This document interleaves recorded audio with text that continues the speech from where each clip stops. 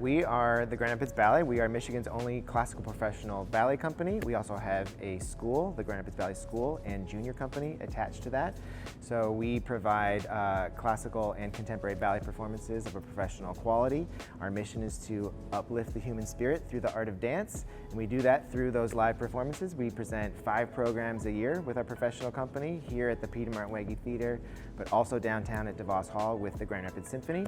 And then our school educates up to 200 students every year, and they perform in their own programs with the junior company as well as in productions like The Nutcracker with the Grand Rapids Ballet Company. We also provide lots of community events and outreach programs, such as our free summer dance festival, our dance immersion program, our scholarship program to students, and other events that intend to reach out and expose the art of ballet to the whole state of Michigan, really. So the Dance Immersion program is a program that has been in existence, but in this new iteration for about now maybe 2 years. We started it off as a pilot program, and now we've expanded it with Mark Evans, our coordinator and teacher in that program. So this is a very unique program, I think.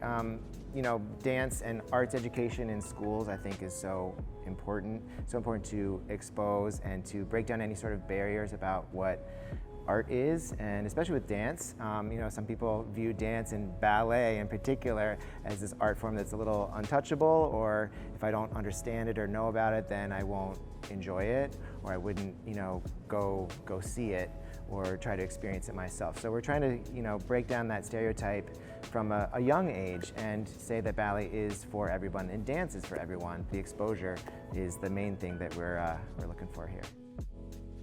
Back in 2007, there was a dancer from the Grand Rapids Ballet that came to my school to teach me how to dance. So I had my first performance. It was amazing, and I haven't stopped dancing since. 2023, the same instructor is my uncle.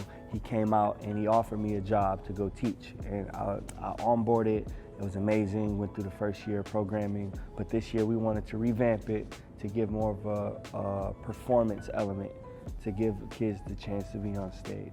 I go into elementary schools, grades 1st through 5th, and teach ballet and hip hop, teaching technique when it comes to ballet, using the flow in the class setting to build discipline. And then the last half, we use hip hop for more self-expression. So, you know, social, emotional learning, times where they can self-express. And then I use hip hop as well to like teach rhythm, cadence, how to count music and stuff like that. They work with the students for about 30 minutes, and they work with them on learning different dance routines that they will put together for a showcase eventually at the end. And I know that all the kids love it. They're so excited when it's dance day, and it's just a fun way for them not only to get out of the classroom and move around, but it's also a fun way for them to learn more about fine arts and dance and that kind of thing.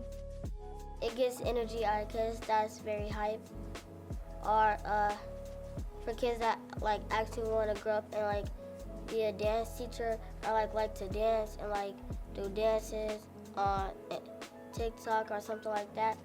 Then like they should have a dance class so like the kid can learn how to do the dances.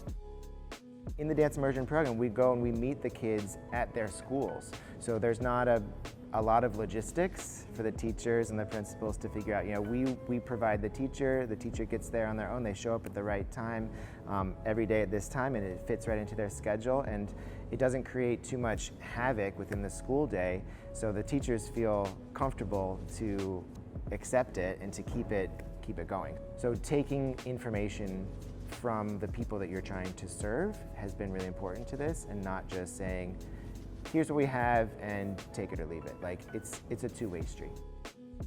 You know, the arts fills us in so many ways, and if you don't have that touch point as a kid, it's harder to start down that path, and as an adult you may say, oh, I've never done that before and I'll never do it again, or I'll never try it. So I just think it's so important that we expose at a younger age, so that when you want to go to a symphony or somebody says, you know, let's try to go to the ballet, or maybe come take a dance class with me, that it's not a foreign object to not be touched.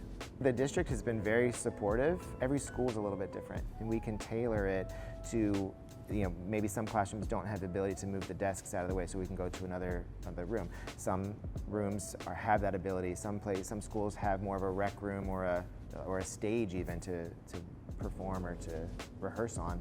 So we can tailor it depending on the needs of each school, and that's what's great about having a personal relationship with the principals and with those teachers, and they tell us what works best for them. So we're not trying to force something on them, we're trying to give them what they say they need to.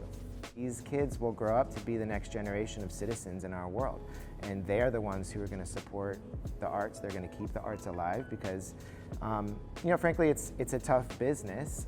We depend on the support of many donors and philanthropy to stay alive. Of course, we sell tickets to our shows, but we offer a lot of free programs too, and we want to keep that art and that joy alive in our community as much as we can, and I think it has to come from the community, but if they don't know about it, if kids haven't been exposed to it as much, there's not going to be as much push to keep it alive in the future.